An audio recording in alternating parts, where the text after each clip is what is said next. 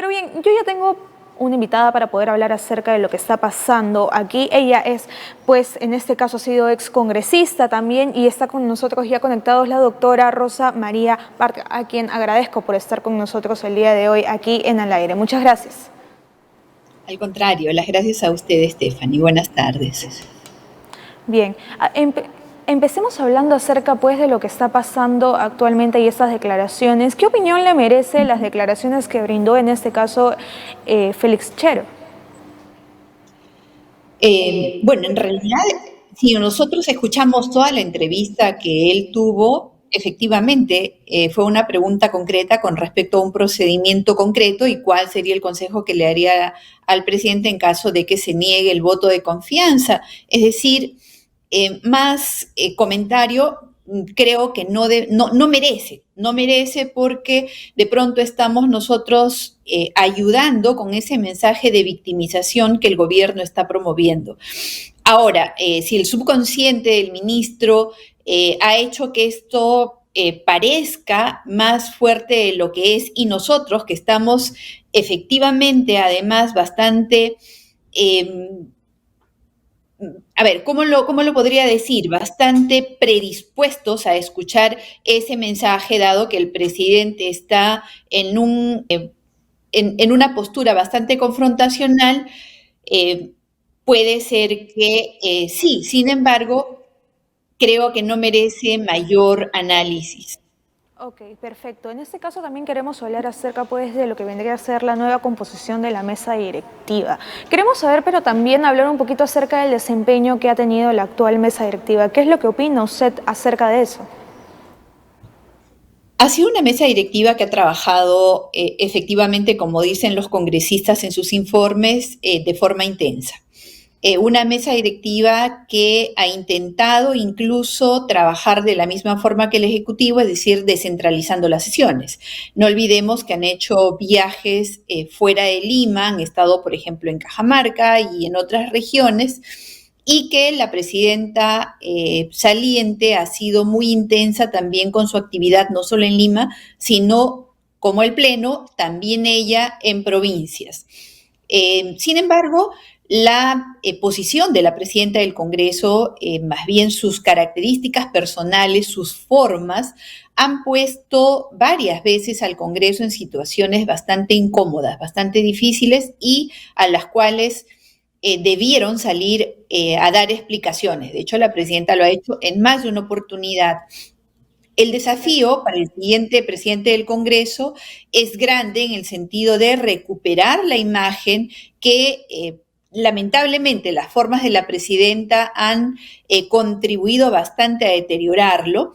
Así que el nuevo presidente deberá tener mejores formas democráticas, mejores formas de dirigirse no solamente a la población, a sus colegas y también a la oposición y al poder ejecutivo.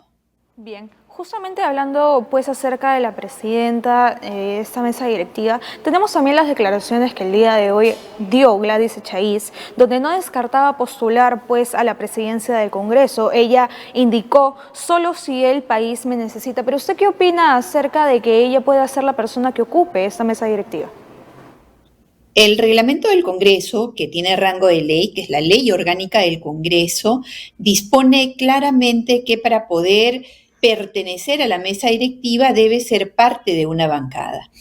La señora Gladys Echaíz, a su renuncia de Alianza para el Progreso, quedaría prácticamente sin ninguna posibilidad de ser presidenta, a menos que en los siguientes días ella se incorpore a alguna de las bancadas del Congreso y esta bancada la proponga para el cargo de presidenta del Congreso. Entonces, creo que nos adelantamos a una etapa que todavía no ocurre, es decir, que la señora Echaíz forme parte de una nueva bancada y esta bancada la proponga.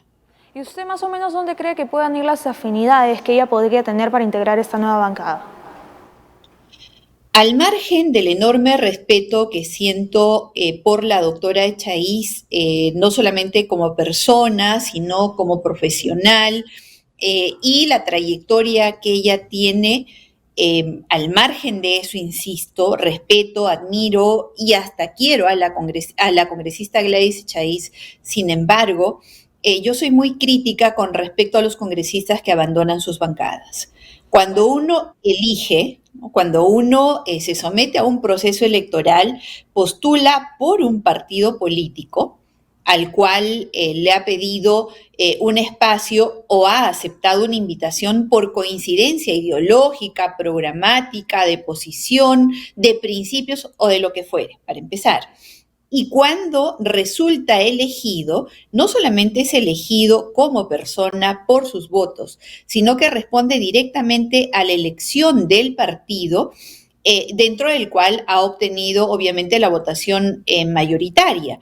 Así que creo que estos cambios de bancada, estos cambios de grupo parlamentario afectan a la democracia, le hacen un daño a la elección, a la forma de participación y en general soy crítica de estos cambios de bancada porque lo considero una traición al partido que los llevó al poder. Y de hecho esto se ha presentado también y de manera mayoritaria en el mismo partido que llevó al presidente Castillo a estar en donde está, ¿no? Justo sumándose también a la renuncia que le ha dado a Perú Libre. ¿Qué puede opinar acerca también de este tema? Lo mismo, y peor aún, porque el señor Pedro Castillo, sin un partido político, jamás habría llegado a la presidencia. ¿Qué pasa cuando ellos se apartan de sus partidos políticos? Que entonces ya no tienen a quién responder, responden solamente ante ellos mismos. Por eso es que yo no sé a qué partido político le responden, por ejemplo, los congresistas del Bloque Magisterial o Perú Democrático o tantas nuevas bancadas que se han formado a partir de los partidos que los llevaron al Congreso. Es una, digamos, una práctica que personalmente no me parece correcta, que me parece traicionar el voto que los ha llevado a representar a un partido político, al voto que los ha llevado por una determinada postura. Y no me parece adecuado que ni el presidente, o menos el presidente, se sustraigan del control partidario. Ahora, en el caso de Pedro Castillo, creo que la situación incluso es mucho más delicada porque al señor lo invitaron a retirarse, es decir, prácticamente lo expulsaron. Entonces, si ni en su partido lo quieren, si ni en su partido que lo llevó, digamos, es una persona aceptada, entonces, ¿qué se espera del resto del país? Ambas situaciones me parecen bastante cuestionables. Y justamente eso se ve reflejado pues en las últimas encuestas donde tenemos que ser elevado en un 74% la desaprobación que tiene pues el pueblo con lo que está realizando, con la gestión que está haciendo el presidente. Ahora, justamente hablando de esto y sobre los temas también que hemos visto acerca de Pedro Castillo, ¿usted cree que él está haciendo las cosas bien frente a las acusaciones que está recibiendo hasta la actualidad? A ver, vamos a separar su pregunta a pesar de que usted me la ha formulado en una sola ruta. Si usted me pregunta, ¿el señor Pedro Castillo está gobernando bien o está haciendo bien las cosas frente a su gobierno? Yo le diría definitivamente no.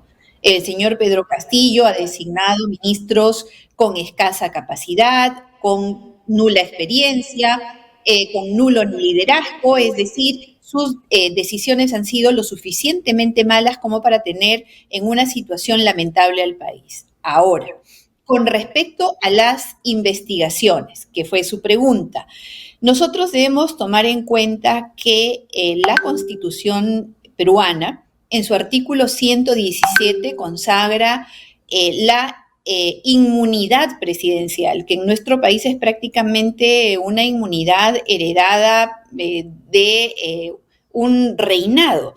Al presidente de la República no se le puede acusar por ningún otro delito más que por el delito de traición a la patria o por 3 infracciones a la Constitución, que son impedir el funcionamiento del Congreso, impedir las elecciones regionales o municipales e impedir las elecciones al Congreso. En ese contexto, no hay ni el delito de traición a la patria ni las infracciones a la Constitución a las cuales acabo de hacer remisión. Si es que no se han configurado estas faltas o estos delitos, mal hacemos nosotros en exigirle algo que la Constitución protege. En ese sentido, creo que el Congreso de la República hace bastante tiempo que debió haber modificado este artículo para facilitar investigaciones, sobre todo para casos de corrupción. Claro, justamente y sobre esas acusaciones que son fuertes, también las acusaciones que venimos viendo hacia el presidente día tras día. Y se repite muchas veces, y también quisiera saber cuál es su opinión acerca de esto. Hemos escuchado muchas veces al abogado del presidente decir que no hay nada concreto a pesar de las acusaciones que se da. ¿Usted cree que eso es realmente así? No haya, o sea, no se debe de contar con las declaraciones que tenemos, para ser un poco más breve, a pesar de que no hay algo sustentable que pueda decir, sí, es Pedro Castillo, pero con todos los indicios que tenemos acerca de las declaraciones.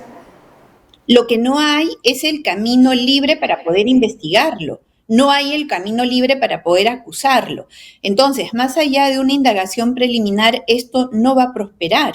Estamos realmente frente a una situación que tiene un blindaje y una protección constitucional, y mientras eso no cambie, cualquier otra discusión es inútil.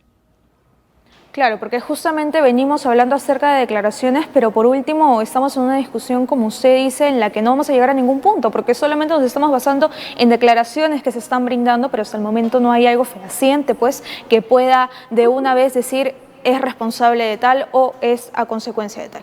Bien, para seguir hablando un poco acerca de la gestión que ha venido realizando y no separar mucho el tema también, acerca de la cuñada del presidente en este caso, y también las declaraciones que hemos escuchado de su esposa sobre el tema, en la cual su abogado le recomienda no declarar, pero ¿esto de alguna forma puede llegar a entorpecer las investigaciones acerca de este tema? En este caso también le voy a responder más que como ex parlamentaria, como abogada que soy, y sobre todo ahora que me dedico al proceso penal. La señora Paredes, si bien es cierto, ha sido citada en sede parlamentaria, que es muy diferente a la investigación en el Ministerio Público, en la Fiscalía, ella no tenía derecho absoluto al silencio. Muchos vienen diciendo, sí, pues tiene derecho, pero podría estar obstruyendo. No, no es verdad, porque la señora Paredes ha sido citada como testigo. Y como testigo, ella tiene el deber constitucional de declarar, de colaborar con el esclarecimiento de la investigación. Sin embargo, no fue apercibida de esa forma en el Congreso de la República. Por eso es que ella, amparándose en su derecho al silencio, no respondió ninguna pregunta. Equivocada ella y equivocados también quienes no le hicieron ver la necesidad de que colabore con el proceso de investigación. Pero una equivocación que también muchos han tomado como que con propósito, ¿no? Porque justamente es un tema del cual se necesitaría saber qué es lo que está pasando. Ahora, bien, continuando con este tema, en este caso estamos hablando acerca de la cuñada del presidente Castillo, que se ha criado como si fuese su hija no biológica, por así decirlo, y también por la información que tenemos. En el momento en que hablamos acerca del delito en el que ella se le puede estar acusando, y ya dirijo más la pregunta hacia los términos legales, que usted también nos puede ayudar a comprender mejor cuál es la situación. Lo que se ha realizado, lo que se dio a conocer, ¿es realmente algo por el cual se le deba investigar, o como muchos dicen, es simplemente que ella está preocupada, una ciudadana preocupada por su pueblo? Lo que pasa es que la señorita Paredes no es funcionaria pública, no está ejerciendo ningún tipo de función pública. Entonces, ¿qué tráfico de influencias podría estar ella realizando? No tiene el cargo de funcionario público. Entonces, más allá de una infracción de orden tal vez ético como ciudadana, al ofrecer algo que no está en capacidad de ofrecer, no sé cuál sanción mayor podría darse, porque además en este caso tendría pues que investigarse al gobierno local que adjudicó la obra, al comité que otorgó esta ejecución de obra, y es un proceso largo que esperamos que sea célere y que no nos distraiga de aquello que es importante, que es resolver problemas urgentes que tiene nuestro país en seguridad ciudadana, en reactivación económica, en empleo, en educación, salud, es decir, estamos realmente secuestrados por una agenda que no sé cuánto va a contribuir a que se resuelvan nuestros problemas. Exacto, doctora. Bien, para finalizar un poco también la entrevista del día de hoy, me gustaría hablar acerca de dos temas, ¿no? Más que todo saber qué es lo que podemos esperar de esta nueva mesa directiva, pero también, para juntarle ahí la pregunta y usted me pueda responder las dos, es ¿qué esperamos también del mensaje del presidente este 28 de julio? Bueno, primero esperemos que no haya ninguna sorpresa, ¿no? O en todo caso, que alguna vez, después de un año de gestión, el señor Castillo se anime a darnos una sorpresa positiva con un cambio de gabinete en el cual nos muestre gente capacitada, experimentada y con solvencia moral para hacerse cargo de los destinos de nuestro país.